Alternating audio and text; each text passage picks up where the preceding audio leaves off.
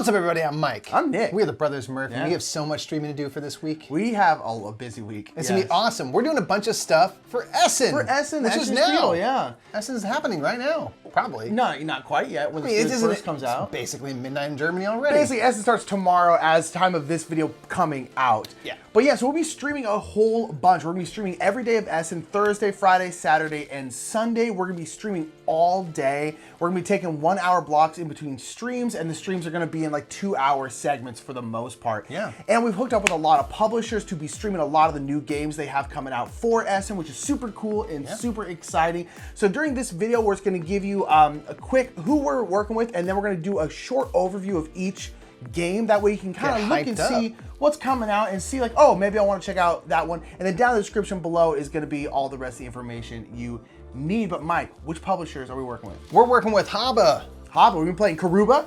We're going to be doing a quiz show all about Haba. And there's this box here. We have no idea what's in it, but we're going to open it and design a game based on it in 30 minutes. And I'm thinking, it's a worker placement game. Sounds like a worker placement game. Sounds like a lot of workers in that placement game. Yeah, exactly. So we're doing a cool design thing.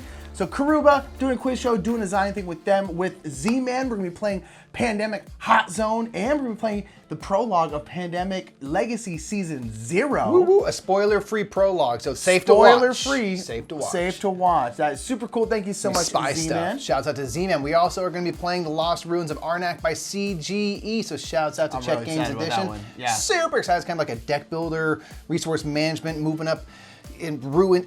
I'm really excited. Yeah, it seems really real cool. And then Pandasaurus games, we're gonna be playing Sonora. Gonna be playing a little bit of Tammany Hall. We're playing some Ctrl. And then we're playing Love Dinosaurs. Love Dinosaurs. We're gonna have an official Panda Hour. Yeah, every day of the stream. Panda Hours. At 4 p.m. we're gonna be playing Pandasaurus games. So it's gonna be Panda Hour. Thank you so much, Pandasaurus, and everyone else. We are super pumped. Yeah, and with that, you've seen who we're working with, but we'll tell you a little bit more about the game. So check out some overviews for all the games we're playing so you can get hyped up.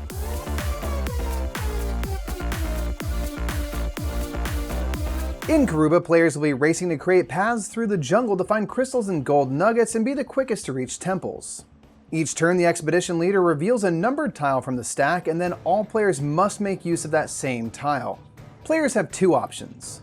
They may add the tile into their growing collection of pathways, which will make it possible for explorers to move to the temples.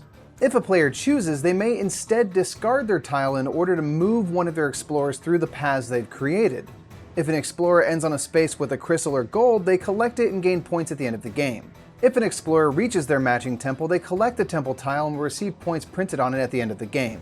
Play continues until all tiles have been used or one player reaches all 4 temples, and then players count up their temple tiles and treasure, and the player with the most points wins.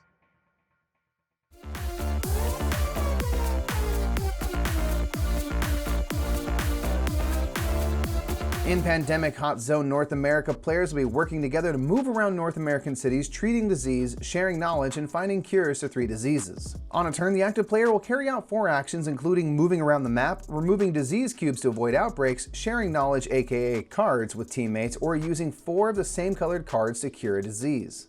After a player's turn, they must draw 2 cards, which may give them city cards, but also may cause a crisis or epidemic to occur. When an epidemic takes place, a new city will erupt as a hotspot, and then cities which have already had issues with infection will be reshuffled and placed back on top of the deck to pop up again. Crises affect the game and add an extra level of difficulty for experienced players. Once the drawing card step is complete, players infect cities up to the current infection rate. If this causes a city to have more than 3 cubes of one color, an outbreak occurs and disease spreads to all connected cities, and players move 1 step closer to losing.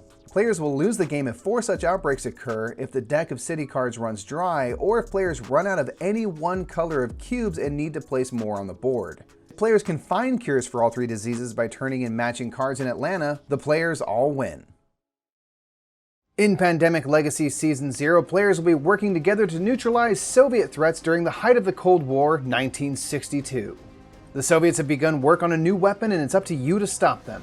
Players will be creating aliases for Allied, neutral, and Soviet aligned cities and will move from city to city attempting to take out agents, assemble teams, and complete operations. This is a legacy game which will only be played through 1 time, and each game will offer new exciting objectives and continue the story forward. What is in the dossiers is classified, so it's up to you to get sworn into the CIA so you can get to work and stop Project Medusa before it's too late.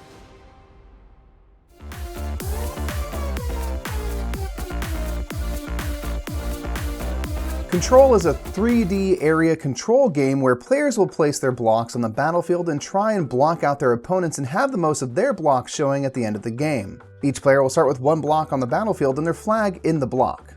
On their turn, the active player will place 3 new blocks in a line. These blocks must all be in the same line but can wrap around the top, side, or other blocks. They must go in a line along the battlefield. In other words, you can't just stack them like this. If they run into walls, they will start to climb up the walls. If they run out of walls, they will wrap around the other side. They're basically like pastel caterpillars. Once all 3 blocks have been placed, the player will place their flag into one of the blocks in their domain. This prevents other players from building there. Players must be able to place all 3 blocks. If they can't because they would run into the table or another player's flag, they must choose a different direction to place their line. Play will continue until all players have placed all of their blocks. This triggers the end of the game and players will score. Each side of the battlefield will be scored separately. Players will gain 1 point for every face showing that is not blocked by another block or a flag. All 4 sides in the top of the battlefield will get scored and the player with the most points will win. In Tammany Hall, players will take on the role of ward bosses, helping to settle new immigrants to the city of New York in hopes of gaining their political favor and becoming mayor of the city. The game takes place over 16 years in which 4 elections for mayor will happen. During their turn, the player may take one of 2 actions, either place 2 ward bosses in active wards, a ward being active if there are immigrants settled there, or they may place 1 ward boss and 1 immigrant in an active ward, which will grant the player a political favor of that population. After the first election, more actions become available. Players may now slander other players by using their political favors to try and oust other ward bosses from the area. They may also use their office benefit that was gained during the last election.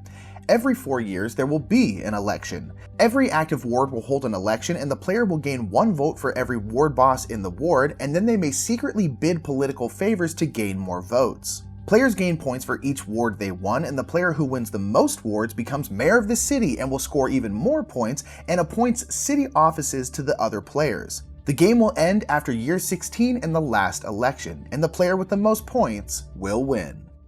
Love Dinosaurs is a tile-laying game where players try to tame the food chain and let dinos reign supreme. Every turn, the active player will choose an ecosystem tile from the central board to add to their growing ecosystem. If an animal is showing on the newly placed ecosystem tile, spawn the matching animal on that icon.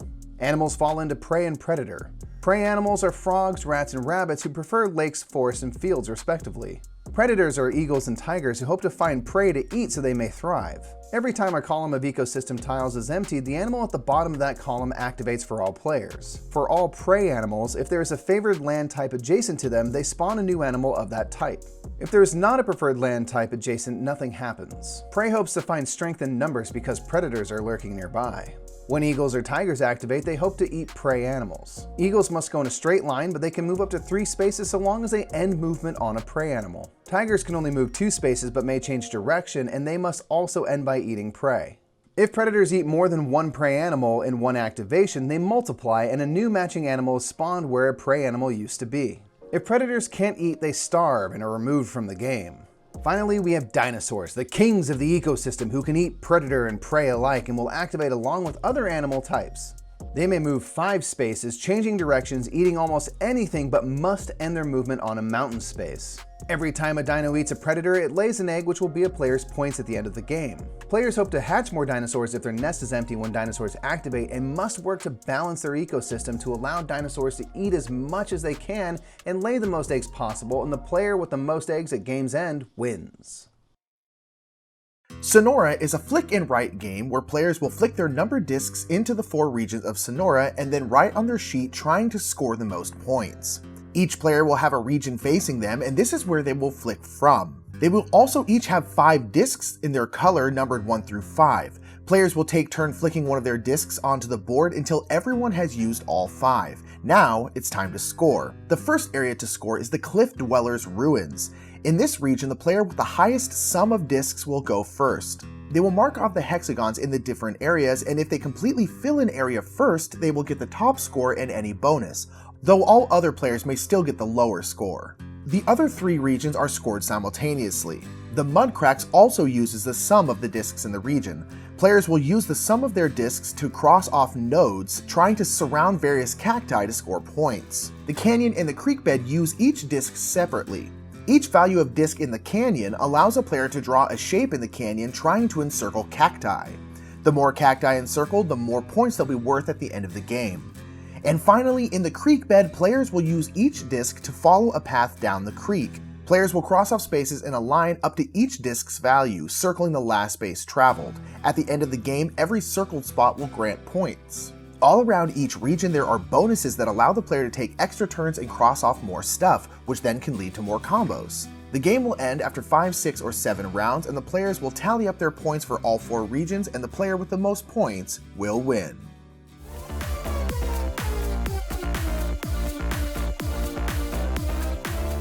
In Lost Ruins of Arnak, players are competing teams of archaeologists attempting to dig and discover new sites, overcome the guardians sworn to protect these lands, and to do research to finally rediscover the lost temple.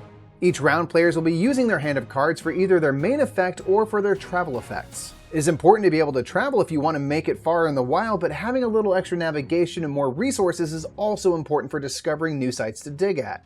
Players also can buy items or discover rare artifacts, which will help them in their exploration efforts. A bit of research never hurts, and players can recruit assistants to give them even more help. After each round, players will reshuffle their cards back to the bottom of their deck, and a new round begins with more and more artifacts becoming available as everyone treks deeper into the jungle. At game's end, players will be rewarded for discovering lost idols, completing levels of research, finding artifacts, and overcoming guardians. At the end of the game, the player with the most points wins. So that's cool. That's cool, man. That's cool. That's what we're playing. That's all in the a stuff nutshell. But come watch us do a full playthrough. Now, most everything is going to be on our channel, twitch.tv/thebrothersmurph. Everything with Haba is going to be on Haba's channel. So you want to make sure you're following both those channels. There'll be links in the description below for both of those. Make sure you have those notifications on so you know when we're going live. Yeah. And then familiarize yourself with our little schedule. Yeah, we'll have a calendar down there as well that you can look at so you can get a visual of with each game, when are we playing, what are we playing, because it gets a little, there's a lot going on. But we're going to be live, so just come hang out with us, enjoy watching these games. Let us know what games you're hyped for in the comments below for Essen, and we'll see you in the stream. See you there.